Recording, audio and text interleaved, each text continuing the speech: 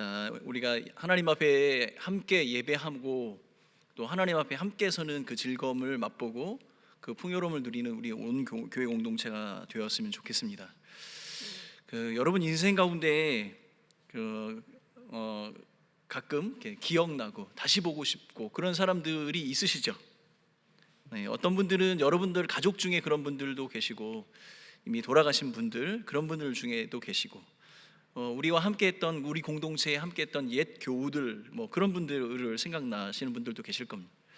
제가 신방을 다녀보면 옛날에 함께했던 그 권사님 그리고 그 장로님 이렇게 기억하시는 그런 성도들이 참 많이 계십니다. 그래서 저는 부활산을 참 좋아합니다.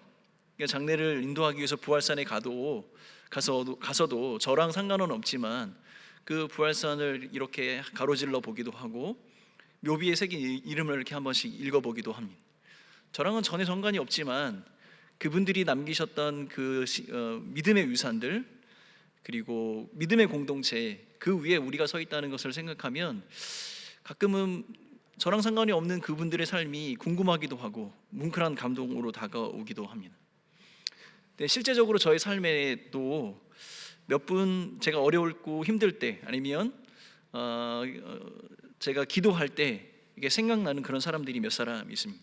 그분 중에 어떤 분은 이미 유명하신 목사님이 되신 분들도 있고 저보다 나이와 경험이 참 많으셔서 저에게 큰 여러 가지 도움을 주는 분들도 있습니다. 그런데 제가 기억하고 싶은 사람들을 생각을 해보면 어떤 분들은 첫 번의 그 만남, 그 한 번의 만남으로도 그분이 가지고 있는 그 특색들, 가지고 있는 능력들 그리고 그분이 가지고 있는 모든 것을 한꺼번에 다 드러내서 그분이 어떤 분인지 쉽게 이해가 되고 또 그분의 매력을 금방 느끼게 되는 분이 있습니다. 근데 반면에 어떤 분은 시간이 오래 지나서야 그분이 가지고 있는 진가를 발견할 수 있는 그런 분들도 있죠. 여러분 시간이 가면 갈수록 그분의 매력이 돋보여지고 또 그 사람에 대해서 끌리게 되는 그런 사람들을 요새는 볼매라고 합니다. 볼수록 매력 있는 사람. 자, 옆에 있는 사람 한번 보십시오. 자, 이렇게 인사하겠습니다. 당신은 볼수록 매력 있는 사람입니다. 이렇게 하겠습니다. 네. 근데 그 볼수록 매력 있다는 말이 참 좋은 의미 같아요. 왜냐하면은 그분이 가지고 있는 그 진국 같은 그 삶이 조금씩 우러나서 그분이 한결같은 그 삶의 모습을 보여주고 있고 그것이 또 내게 은혜가 된다 그런 의미가 되겠죠. 제가 선교지에서 사역을 할 때 직장 생활을 하다가 직장을 그만두고 선교지에 와서 저의 사역을 도왔던 한 형제가 있습니다. 네, 그 형제도 그런 볼매 같은 사람이었어요. 보기에 그렇게 매력적이지 않고 성격도 그렇게 활달하지 않고 말도 그렇게 유수하게 이렇게 하지 않는 그런 사람이었는데 시간이 지나면 지날수록 그의 사람 됨됨이가 사람들에게 큰 영향을 주고 있고 저에게 감동을 주었던 것 같습니다. 저희 사역팀에서 굳은 일 그리고 사람을 돌보는 일은 몸을 사리지 않고 아낌없이 자기 시간과 물질을 들여서 사람들을 섬기고 팀의 모든 굳은 일을 맡아서 했던 사람입니다. 저희 가정적으로도 저희 어린 아들과 딸에게는 삼촌이라고 하면서 그 삼촌과 함께 시간을 보내고 그가 아낌없이 우리 자녀들에게 시간을 내어주는 모습을 보면서 많이 감동을 받았죠. 그가 그렇게 어떻게 그런 삶들을 살아갈 수 있을까 생각을 해보니까 자기의 직장도 잠시 내려놓을 수 있었던 그 주님께서 주신 그 사명, 그 부르심에 대한 확신 그것이 있지 않았을까 그런 생각을 하게 되었습니다. 자, 한국에 돌아온 이후에 직장을 그만둔 터라 제가 그 걱정이 좀 많이 됐습니다. 그가 헌신하고 베풀고 섬겼던 그 일에 충분한 하나님의 응답하신 보상이 있었으면 좋겠는데 사실 그가 가지고 있는 성격상 그의 매력을 짧은 시간에 이렇게 보여내고 사람들에게 인정받을 수 없어서 좋은 직장에 가기가 좀 어려웠습니다. 그래서 제가 한 직장을 소개를 해주었습니다. 조그만 회사인데 그곳에서 그가 그 성실하게 일을 시작을 했습니다. 그런데 4년 정도 직장 생활을 하다가 전화가 왔습니다. 형, 제가 회사를 그만두어야 될 것 같아요. 그래서 제가 얘기했습니다. 그 회사가 내가 알고 있기로는 조그만 회사지만 참 좋은 회사고 너를 굉장히 긍정적으로 평가를 하고 있는 걸로 알고 있는데 왜 그런가 질문을 했습니다. 그랬더니 그가 대답한 것이 무엇이냐면 자기가 맡은 파트가 해외 영어 파트인데 그 해외 영어 파트의 실적이 몇 년간 좋지 않았답니다. 그런데 계속 매달마다 꼬박꼬박 그 월급을 받고 있는 것이 너무 미안했다고 합니다. 그래서 오히려 자기가 사표를 내는 것이 맞다라고 판단이 돼서 사표를 냈다고 합니다. 저는 걱정이 참 많이 됐습니다. 결혼도 했고 자녀도 있고 그런데 그렇게 함부로 직장을 옮길 수가 없는 그 나이인데도 불구하고 자기가 그 회사에 도움이 되지 않는다는 그 이유만으로 자기가 스스로 사표를 낸 그 모습을 보며 참 걱정을 참 많이 했었습니다. 그래서 계속 최근에도 연락을 하고 만나기도 했습니다. 얼마 전에 만나서 어떻게 지내고 있는지 물어봤습니다. 그랬더니 일용직 건설 현장에 나가고 있다고 합니다. 그러면서 그 형제가 저에게 이렇게 이야기합니다. 형, 남의 돈을 받는 일이라도 책임과 성실함을 다하면 먹고 살 수 있어요. 그런데 현장에 와보니까 그런 사람이 참 많지 않은 것 같아요. 그 형제를 만나고 돌아오는 저의 마음이 어땠을까요? 제 마음속에는 다른 어떤 것보다 그 형제가 그렇게 살고 있는 그 모습이 저에게 큰 위로가 됐고 격려가 되었습니다. 그리고 돌아오는 차 안에서 그 형제를 위해서 이렇게 기도했습니다. 그렇게 살아만 줘라.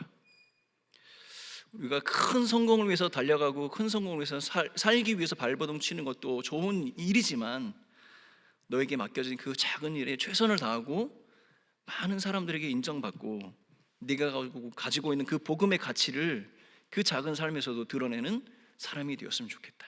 이렇게 기도했습니다. 자, 이 친구는 사람들에게 첫인상이나 그 모습으로 인정받지 어려운 그런 사람이었습니다. 그럼에도 불구하고 그가 가지고 있었던 그 사람됨됨, 하나님 앞에 또 사람 앞에 어떻게 살아가야 하는지에 대한 그 다짐, 그것을 지키기 위해서 몸부림치고 있는 그 형제의 모습을 보면서 저는 거꾸로 제게 도전도 받고 격려도 많이 받았습니다. 사람됨이 이렇게 어렵습니다. 특별히 그리스도인이 더 어렵습니다. 사람도 돼야 하고 그리스도인도 돼야 합니다. 이것이 정말 어렵고 힘든 것 같습니다. 여러분, 오늘 우리가 읽었던 본문 가운데서도 두 사람의 이름이 나옵니다.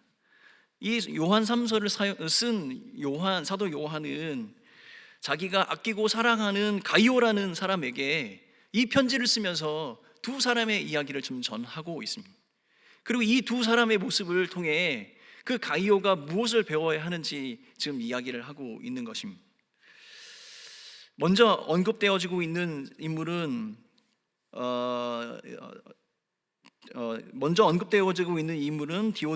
디오드 레베입니다. 이 외국말 이름이 참 어려워요. 그 요한이 그를 평가하는 그 한 문장은 이런 겁니다. 그들 중에 으뜸되기를 좋아하는 디오드 레베. 그들 중에 으뜸되기를 좋아한다. 이렇게 기록을 하고 있습니다. 여러분, 이 본문에는 기록이 되어져 있지 않지만 미루어 짐작해 보았을 때 이 사람은 교회의 지도자이고 감독이었을 것이라고 학자들은 이야기합니다. 그런데 요한은 교회의 직분자이며 감독을 맡고 있는 그가 가지고 있는 그 지배적인 지위를 굉장히 부정적으로 평가를 하고 있습니다. 그 이유가 무엇이었냐면 아마도 이 요한 3서 이전에 그에게 보냈던 요한의 편지, 그리고 그 편지를 전달했던 사람들을 거절하고 거부했던 그의 모습을 통해 스스로 높아지려고 했던 그의 모습을 발견했고, 그것이 그렇게 그에게는 긍정적인 평가가 아니었던 것 같습니다. 10절의 말씀을 살펴보면 구체적으로 그가 어떤 행동을 했는지에 대해서 기록을 하고 있습니다. 10절 말씀입니다. 그러므로 내가 가면 그 행한 일을 잊지 아니하리라. 그가 악한 말로 우리를 비방하고도 오히려 부족하여 형제들을 맞아들이지도 아니하고 맞아들이고자 하는 자를 금하여 교회에서 내쫓는도다. 디오드 레베가 한 행동을 세 가지로 요약을 하고 있는데, 첫 번째는 무엇이냐면 요한과 그 요한이 보낸 그 사람들, 요한의 사람들을 비방하고 있다는 이야기입니다. 근데 요한은 초대 교회의 지도자이고 많은 사람들에게 존경을 받는 인물이었고 복음 앞에 순전하게 살아가는 사람이었습니다. 그가 본 것, 그가 예수 그리스도를 통해서 들은 것을 기록해서 사람들을 통해 전달하고 있습니다. 근데 그를 비방합니다. 여러분, 비방에는 분명한 이유가 있습니다. 잘 몰라서 그런 것이 아닙니다. 잘 알고 있음에도 그를 비방하는 이유는 그의 권위를 인정하지 않고 오히려 내가 그가 가지고 있는 권위보다 더 뛰어나다는 것을 인정받길 원하기 때문이었습니다. 두 번째로 그가 한 행동은 무엇이냐면 형제들을 맞아들이지도 않는 일입니다. 요한이 편지를 써서 순회 전도자를 통해서 그 편지를 교회마다 전달하도록 했습니다. 그런데 그 순회 전도자들을 받아들이지 않았습니다. 여기서 받아들이지 않았다는 이야기는 그냥 교회에 들이지 않았다는 것이 아니라 그들을 영접하거나 환대하는 것, 율법이 이야기하는 그대로 그것을 행하지 않았다는 것입니다. 적대적인 감정이 분명히 그 안에 있었다는 것이죠. 세 번째 그가 했던 것은 무엇이냐면 오히려 거꾸로 그 순회 전도자들을 포용하고 그 순회 전도를 대접하기를 원했던 그 성도들을 하지 못하도록 막고 오히려 그들을 교회에서 쫓아내었다고 기록을 하고 있습니다. 자기가 하지 않은 일들을 하는 그 사람들을 오히려 그들을 핍박하고 그들을 공동체에서 몰아내는 상황인 것이죠. 결과적으로 교회 일치를 깨트리는 사람이었고 분란을 일으키는 사람이었습니다. 교회를 망치는 사람이었고 교회가 마땅히 해야 할 일을 못하도록 막은 사람이 된 것이죠. 여러분, 그의 마음 배경 속에는 무엇이 담겨져 있습니까? 그가 그렇게 할 수밖에 없었던 그 근본적인 원인은 무엇입니까? 그가 가지고 있었던 것은 자기중심적인 사고, 자기만이 돋보이려고 했던 것, 모든 권위와 질서 위에 있는 자기의 모습, 그것 때문이 아닌가 생각합니다. 이런 사람은 권위와 질서를 인정하지 않습니다. 본인이 중심이기 때문입니다. 그리고 자신의 생각과 관점을 인정받기 위해서 다른 사람들을 비방하고 깎아내리게 되는 것이죠. 여러분, 오늘 우리가 읽었던 10절의 말씀 속에 요한은 의도적으로 그가 행했던 모든 이 행동의 그 시제를 현재의 시제로 사용을 하고 있습니다. 지금도 그렇게 하고 있다. 이것은 한두 번 그렇게 실수해서 일어난 것이 아니고 그의 삶 자체가, 그의 삶의 중심 자체가 자기 중심적이며 자기의 영광을 위해서 살아가는 사람이라는 것을 지금 요한은 말해주고 있는 것이죠. 그래서 그가 표현했던 것, 그들 중에 으뜸되기를 좋아하는 자, 이 한 문장이 그를 완전하게 표현하는 아주 정확한 문장이 아닐까 생각합니다. 그런데 분명한 것은 요한은 이렇게 이야기합니다. 그가 행한 그것대로 가서 심판하게 될 것이다. 디오드레베는 교회의 감독의 직분을 가졌고 영향력을 가진 사람이었습니다. 그런데 그가 가지고 있었던 영향력과 그 직분은 하나님 나라와 공동체를 위한 것이 아니었다는 것이죠. 내가 중심이었던 나의 욕심, 나의 생각을 위한 것. 그런데 결국 그것은 심판의 대상이라고 분명히 말하고 있는 것이죠. 그리고 그의 행동의 결과가 11절입니다. 이것이 요한이 우리에게 주는 교훈이죠. 사랑하는 자여, 악한 것을 본받지 말고 선한 것을 본받으라. 선을 행하는 자는 하나님께 속하고 악을 행하는 자는 하나님을 배웁지 못하였느니라. 요한은 이 편지를 읽고 있는 가이오에게 교훈하고 있습니다. 가이오야, 잘 보아라. 악을 행하는 자를 본받지 말아라. 그리고 그 악을 행하는 자는 하나님을 보지 못하는 사람이. 여러분, 이 말이 어떤 말이냐면 디오드레베가 가지고 있었던 교회의 지도자의 그 직분, 교회에 가지고 있었던 그 영향력, 그것을 가지고 있는 지도자였음에도 불구하고 으뜸이 되고자 하는 그 마음이 있다면 그는 하나님의 사람이 아니다라는 엄중한 경고를 하고 있는 것이죠. 자, 요한은 두 번째 인물을 소개하고 있습니다. 데메드리오라는 사람입니다. 그런데 이 성경학자들은 이 데메드리오가 어떤 사람인가 연구를 했는데 아마도 이 사람은 요한의 편지와 요한 3서, 지금 이 편지를 가이오에게 전달해주고 있는 순회 전도자 중에 한 명일 것이라 이렇게 판단합니다. 근데 그에 대한 평가가 12절에 나와 있습니다. 12절 말씀 같이 한 목소리로 읽겠습니다. 12절 말씀 같이 읽습니다. 시작.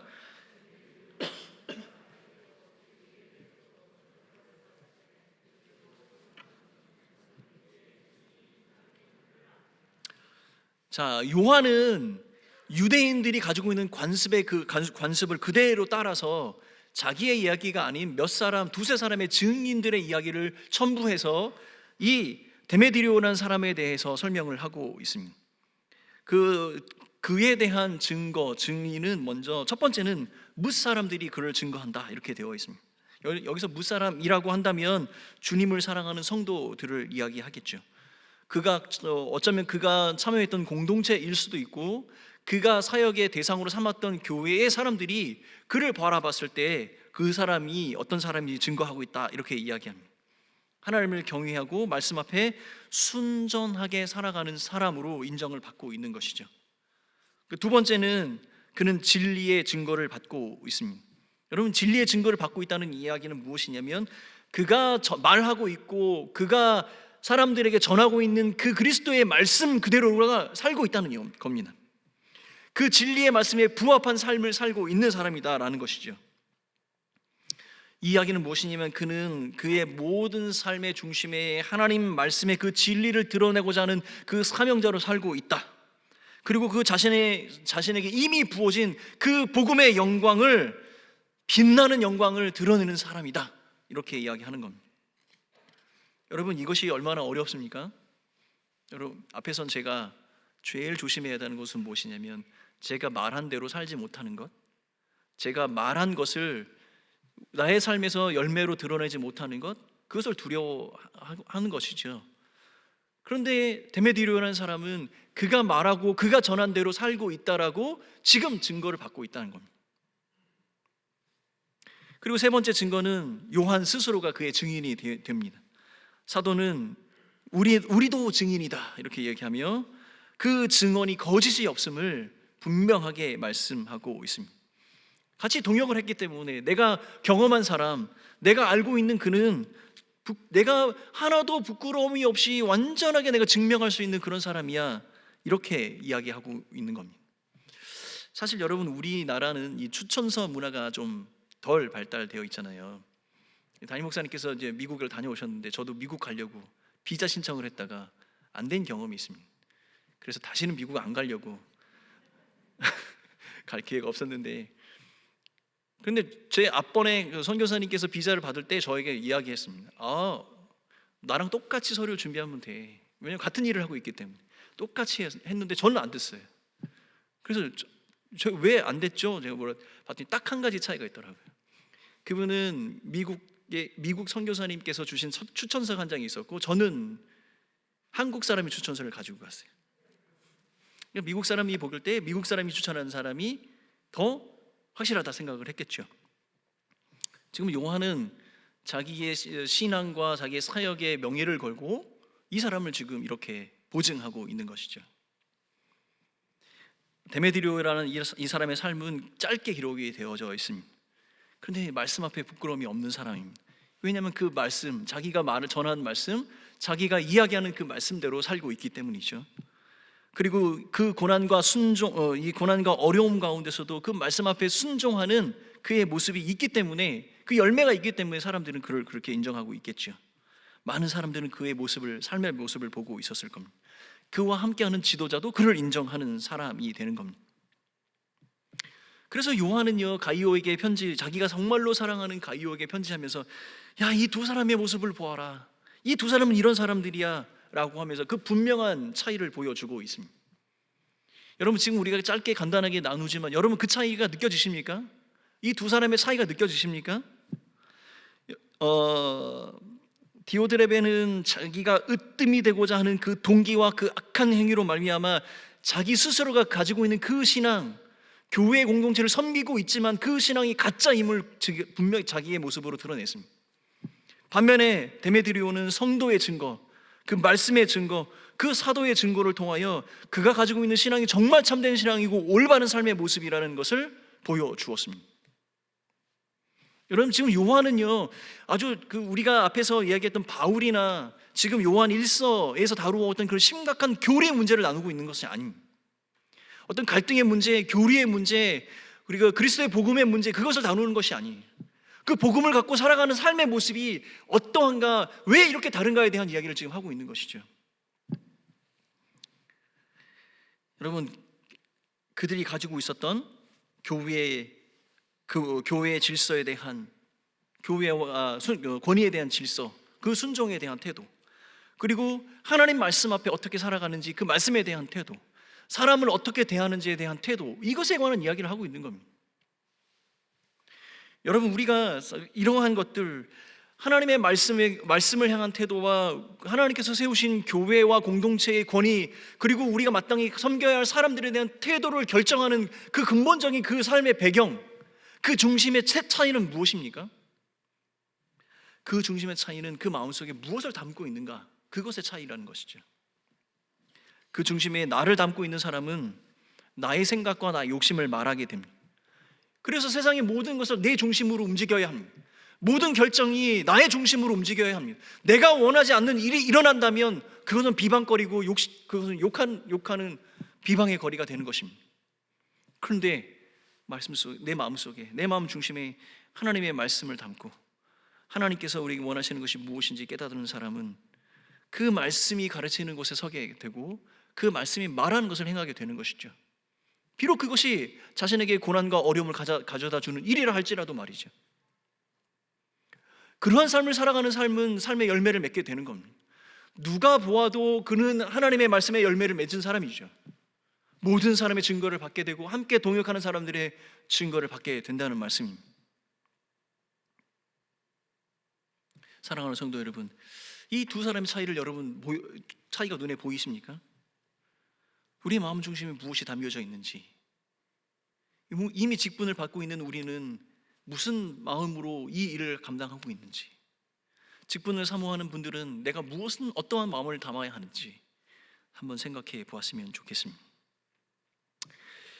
사랑하는 성도 여러분, 지난 한 주 동안 평안하셨습니까?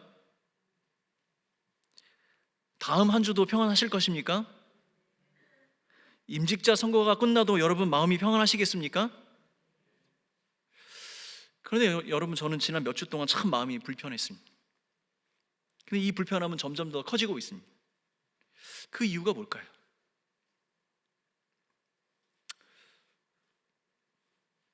매일 하나님 나라 그리고 이 공동체를 위해서 하나님의 일꾼을 세워주십시오라고 기도하고 사람의 생각으로 사람을 세우지 않도록 하여 주십시오. 이 모든 과정이 우리 공동체에 주신 그 사명이 더욱 분명하고 견고해지는 그러한 과정이 되게 하여 주십시오라고 기도하는데 마음이 점점 불편해지는 이유는 뭘까요? 사랑하는 성도 여러분, 우리가 그리스도와 함께 다시 살리심을 받았다면 하늘의 것, 위의 것을 구하며 찾으며 살아갑시다. 이 땅에서 우리가 누리고 싶어 하는 것은 잠시 잠깐입니다. 다 썩어지고 헛된 것입니다. 사랑하는 성도 여러분, 우리 마음 중심에 변하지 않고 썩지 않는 하나님의 영광의 은혜를 담고 살아가는 성도들이 되시길 간절히 바라겠습니다. 사랑하는 성도 여러분, 바울이 우리에게 교훈하는 말이 있습니다. 바울이 주 안에서 자랑하라 이야기합니다. 우리가 무엇을 가지고 있고 무엇을 했고 무엇을 할 수 있고 자랑하는 것이 아니라 주 안에서 자랑하는 이야기는 우리 안에 이미 담겨진 그리스도의 그 보배로운 그 복음을 자랑하라는 것입니다. 예수 그리스도로 말미암아 우리가 이 자리에 와 있는데 그 영광의 은혜가 우리 안에 가득 타는데 우리가 무엇을 더 자랑할 수 있겠습니까? 내가 무엇을 했기 때문에, 내가 교회를 몇 년을 다녔기 때문에, 내가 어떤 일을 감당할 수 있고 내가 무슨 능력이 있기 때문에 그 썩어질 것을 자랑할 것이 아니라 이미 내 안에 부어주신 그 그리스도의 영광, 그 십자가의 은혜만을 자랑하는 성도들이 되시기를 예수님의 이름으로 축원합니다. 예수 그리스도의 그 십자가의 은혜를 자랑하고 내게 부어주신 하나님의 영광만 자랑할 수 있다면 나는 아무것도 아니죠. 나는 아무것도 아니죠.